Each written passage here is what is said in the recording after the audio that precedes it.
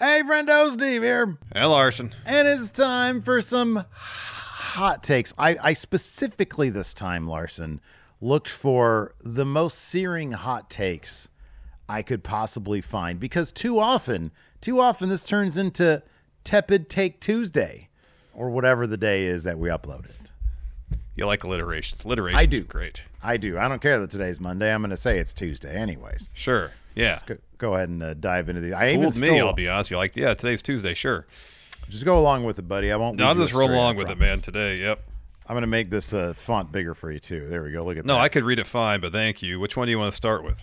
Let's do this because WrestleMania is in, and I'm really curious about your thoughts about this. WrestleMania is in our rear view, but still people are talking about it. Let's talk about The Undertaker at WrestleMania. Now, he said... You don't use the voice? Well, I was about to. Sorry. He said in like some recent appearance thing, I found closure. It was on his at podcast. It was on his podcast. Okay. Yeah. I didn't know if it was on Dead Man Talking or somebody else's podcast. Dead Man Talking is not his podcast. I don't know why. That's like the perfect Mitch. name right in front of you. Should be, right? Anyways. So he said that, he felt that his experience gave him closure. Well, Dominic Webb says, after listening to Undertaker saying WrestleMania XL gave him closure, I now believe he was the right choice. I know there was the rumor out there that Austin was considered and they just couldn't get together on it. And I know that could have made some sense. Undertaker, was he the best choice, Larson? You know, I feel like sometimes the best choice is the most obvious one, which would be Stone Cold. I'll actually offer up an even more obvious one that I think could have worked. Yeah, Triple H. Triple H with a sledgehammer. Yeah. So he's got the bum ticker. Doesn't mean he can't come out there with a sledgehammer and a head full of steam. And done. Yeah. Right? Yeah. I wonder if it's because like he already knew, there's already too much Triple H on this show. We want a big surprise. But I think in terms of making the most sense, oh my God, it's Triple H. Yeah, Triple H or Absolutely. Austin made the most sense. Absolutely. Absolutely. I still kind of feel, though, I'll be honest with you. We talked about this, I think, when we were playing basketball the other day. Undertaker, to me, kind of made more sense than Austin in that he's got a ton of history with the bloodline, just like Austin does. I get that.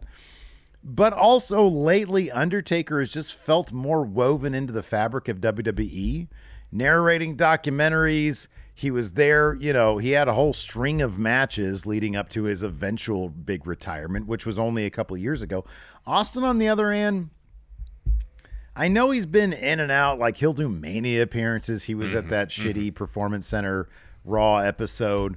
But he seems much more sort of floats in and floats out, whereas Undertaker just sort of feels, and this is an abstract concept, but he just sort of feels like he's within WWE more than Austin is. And I kind of like that about this appearance, is that it's like, oh, Undertaker. Okay, he's pissed off about any number of things bloodline related. Heyman and Brock breaking the streak. Roman saying it's my yard now after 33. That wasn't that long. It was like 7 years ago. Yeah. So I don't know. I at the end of the day, I know I said the glass breaking would have been the biggest pop maybe in history. Right? Yeah. That being said, I like Undertaker for the logic of it. I'm cool with it. Yeah, I don't mind Undertaker. It wasn't like a completely head scratching call. But yeah, come on. What would have been the worst? Who would have made no sense whatsoever, but would have been hilarious? Somebody that neither The Rock nor Roman Reigns has ever crossed paths with. Right. Like if Repo Man had showed up right there. What would have been the equivalent to his gong sound? He had the like a skid mark on his stuff on top, so you hear like a car screeching, but you have to do something quick so people don't get confused with the Razor Ramon's theme. Oh yeah, there that you go. Also began with the car screech. That's a good point. Yeah, people have been really confused. Yeah, what about Nash? I mean, there was a time where he just showed up. Yeah, right. Yeah. So sure. Yeah, you hear a big truck sound. Oh my God, it's Diesel, and then everybody in the crowd's like, "Wait, why? Why Diesel? Why Nash? How does that make any sense?" doesn't. Hogan. Yeah. You know, No. mad, I guess, that The Rock beat him at WrestleMania 2002. Doesn't make much sense. That doesn't make any sense. No. Anyways. No. Let's dive into some of these I other like ones. this one. Mark Flav here says, or Mark Flay. See, I can't even see it still. Says Jack Perry will use his scapegoat thing to make himself a featured act at AEW, thriving off the people who won't let All In go on both sides. So I didn't get a chance to watch Windy City Riot. I assume you didn't either. You assume correctly. But I saw the clips, and, you know, hats off to Jack Perry for capitalizing on the moment. He went all in on it at Windy City Riot. And the crowd, I see what you did there. All in. all in. And the crowd apparently was eating it up. They were into it. Yeah. You know, I don't know how much his shirts are selling out left and right. I don't know how much mileage he'll be able to get out of this. Remains to be seen, but he's got momentum on his side, and so much of wrestling is finding a way to find a moment and use it as momentum and then sustain that momentum.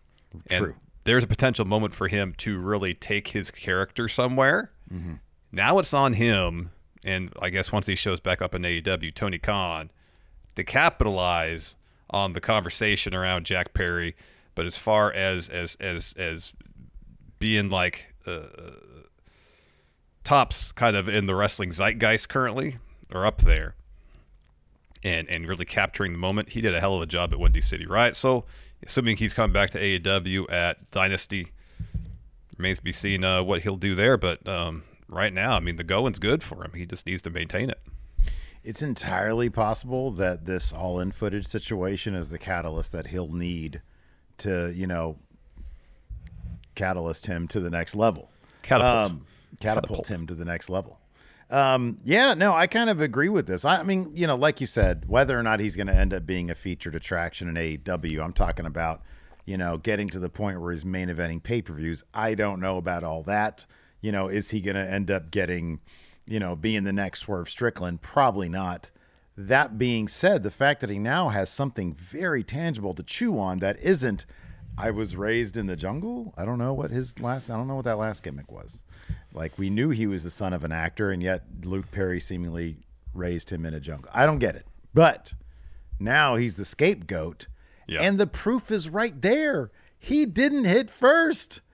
All he did was like mutter an inside reference on pay-per-view, comes backstage, gets pie-faced and choked, and he's off TV for 6 months. While he's fixing his hair. He was getting his hair out of his face. That beautiful hair. Yeah. And he gets pie-faced? You think that's the real reason, if you want real reason thumbnails?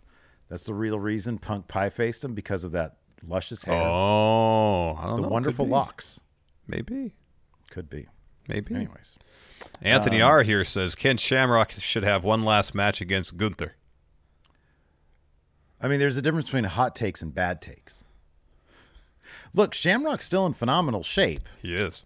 But, like, I don't know. I honestly don't know. Like, you know, the Ken Shamrock match needs to happen isn't against Gunther. It's against Minoru Suzuki, because Minoru Suzuki beat him all those years ago in Pancrase. Suzuki can still go. I don't know if Shamrock still can. I don't know either. So do you think Shamrock would get the win back over Minoru Suzuki? Oh, absolutely not. No.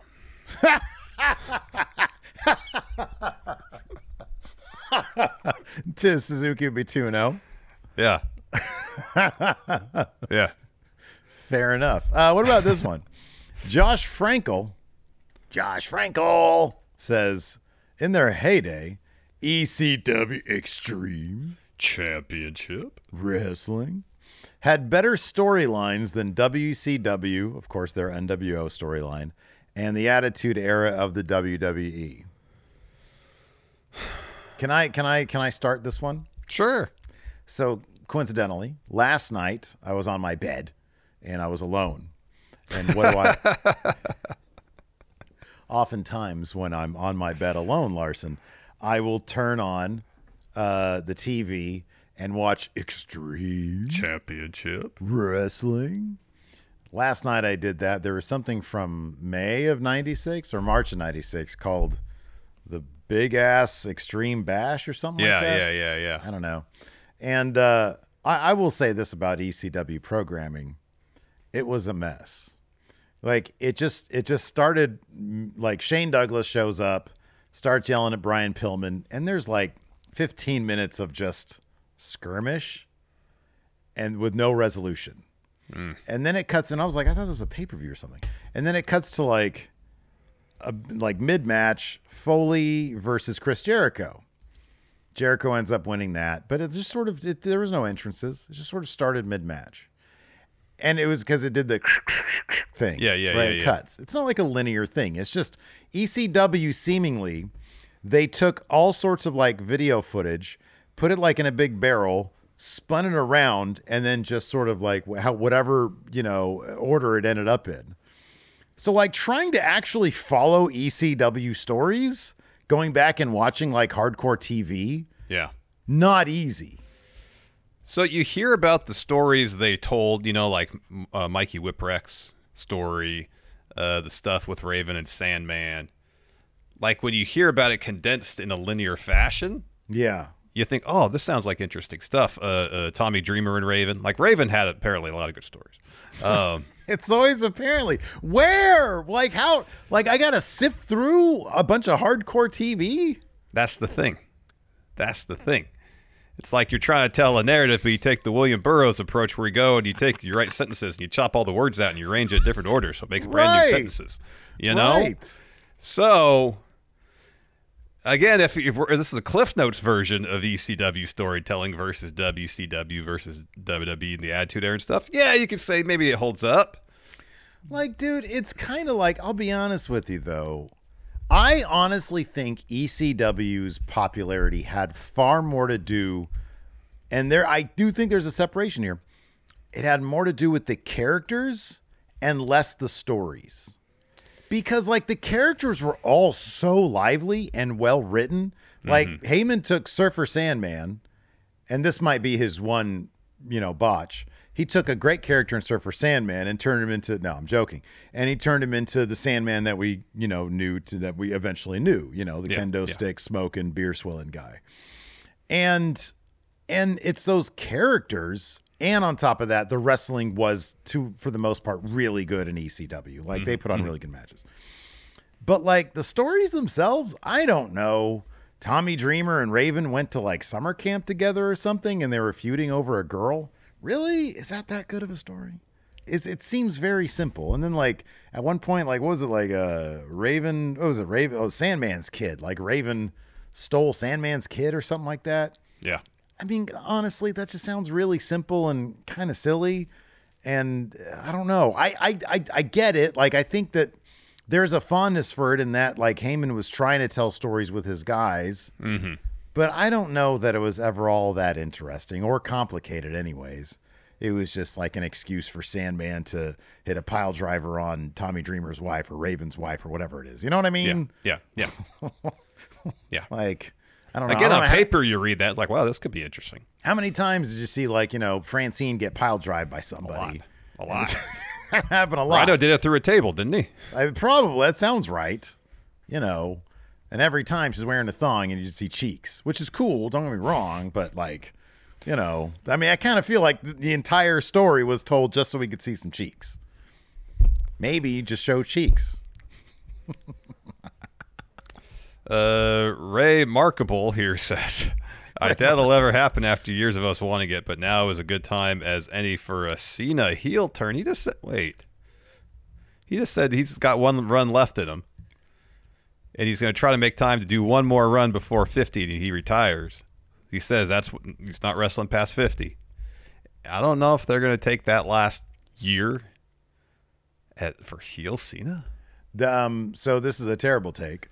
Bad take, really bad take. That being said, it could be amazing. Like, Cena shows up and he's just grumpy Cena. He's like, I keep on losing. He gets meta. He's like, they keep on booking me to lose. Oh, you go that route. Not drama anymore. Yeah, work shoot, baby.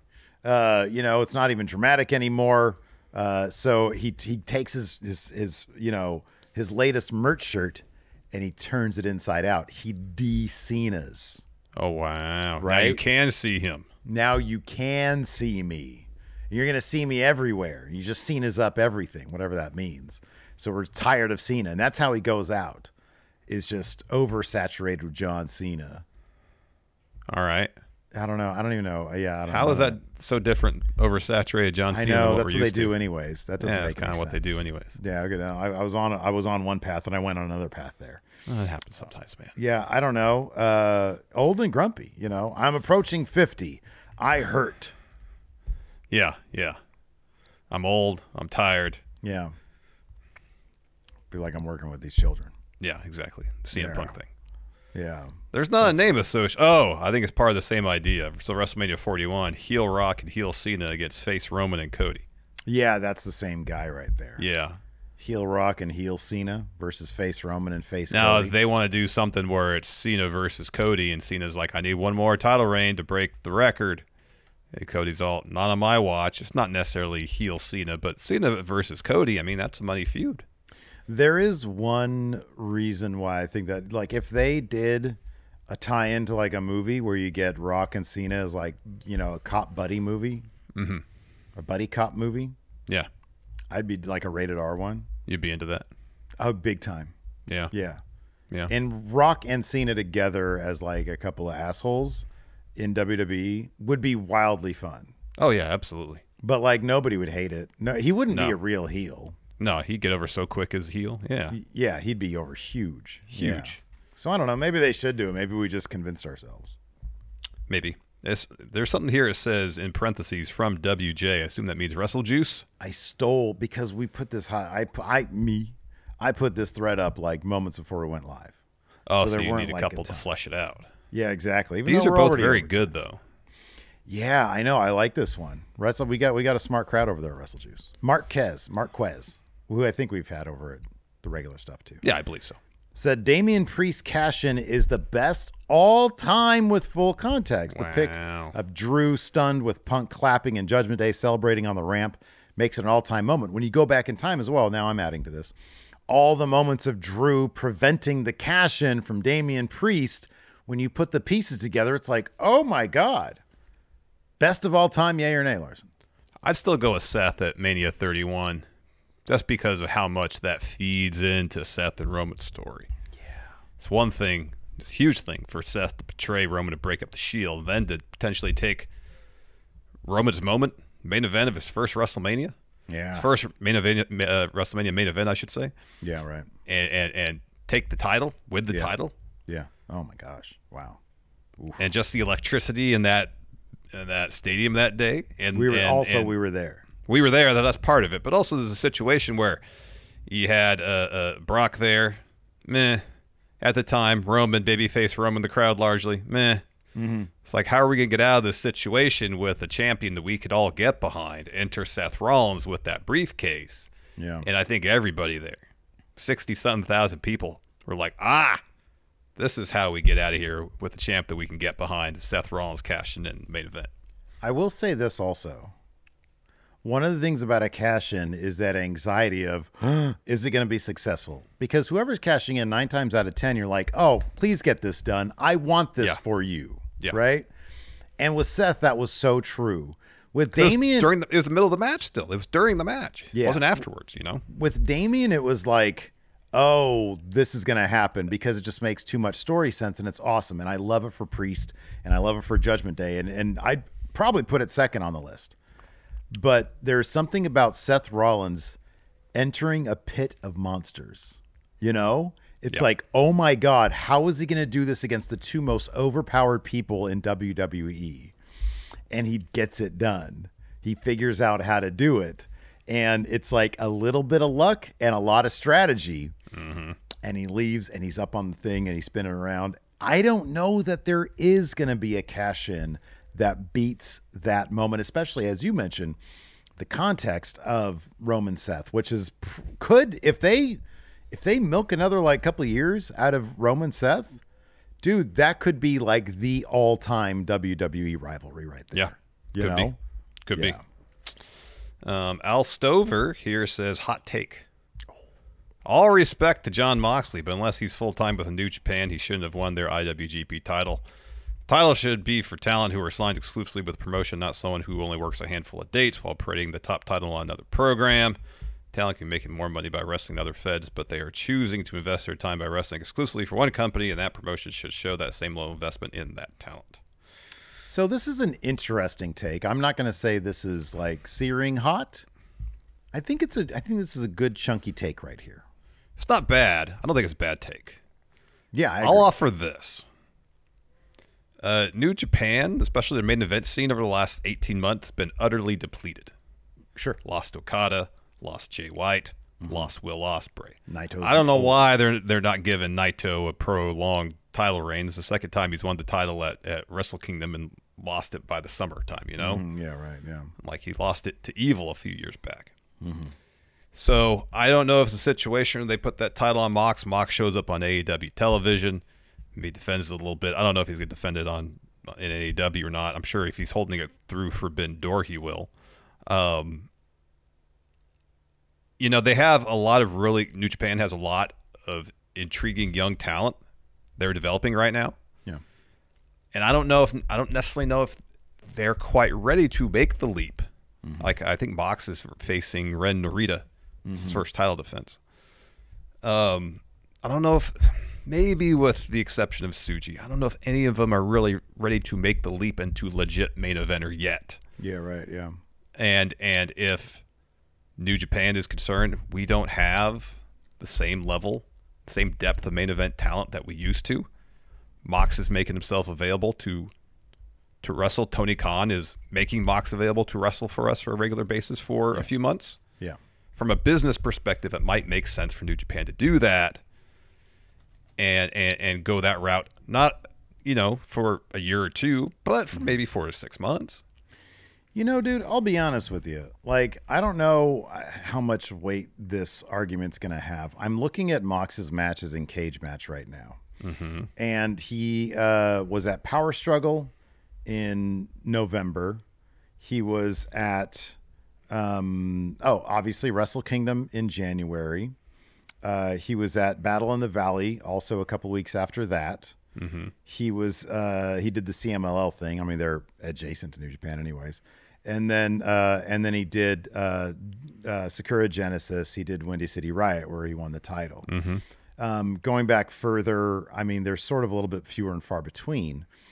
But since Mox left WWE, I'm not going to obviously say he's as associated with New Japan as he is AEW, obviously. But he's been fairly closely associated with New Japan. Obviously he was their U.S. champion for a spell. Yeah, quite a while. And, he has the whole history with Shota Umina. And I do associate. When I saw this, it wasn't like Matt Riddle won it, who won the TV championship. Now, thank God, it's back on Zack Sabre Jr. Yeah. But it's not like an outsider won it. I don't view Mox as a New Japan outsider. He shows up multiple times a year, kind of like a Brock Lesnar situation back in 2017. I feel like it probably more than Brock Lesnar was in WWE as Universal Champion back then. So I don't know. I understand the take. I really do. But at the same time, it's not like, I think he's more of a New Japan guy than a lot of the people like AAA have had the mega title on in the past. Oh, yeah. Yeah, without a doubt. So I don't know. I feel like Moxley I think he's a New Japan guy. I think you can consider him in that light. I would. So I don't know. I don't think it's a shot at the talent there. I think your point is excellent in that they really are in a reloading mode right now. And putting on a guy like Mox, which has the obvious added benefit of being on AEW programming as well, in advance of the Forbidden Door, which is 2 months away. I'm all right with this move. I like this move. If it was somebody else, if it was even a Danielson, I'd be like, I don't know about this move. But like Mox, from day one, he was in New Japan before he was in AEW. Yeah. Yeah. That's where he made his big splash. So I don't know. I'm kind of cool with this move, to be honest. Oh yeah. Yeah, totally. Anyways, so that's going to do it for this Hot Takes. Thanks, everybody, for your hot takes. I feel like we're back on track with some searing hot takes, Larson. No more tepid take Tuesday on a Monday. You got that right, on a Monday. We'll be back a little bit later on in the week with some more in-person content after I vacuum up the office because there's dog hair everywhere, man. Well, we got a Dynasty predictions coming up this week, too. We got Dynasty coming up. Absolutely. That's going to do it. Hit that thumbs up, hit that like, hit that sub. We'll talk to you guys later. Goodbye. Help support Friendo Club by going to patreon.com/Steven Larson or clicking join at youtube.com/Steven Larson. Access to bonus episodes, question threads for the Going In Raw podcast, and entry to our monthly wrestling predictions challenges. Join the Friendo Club today.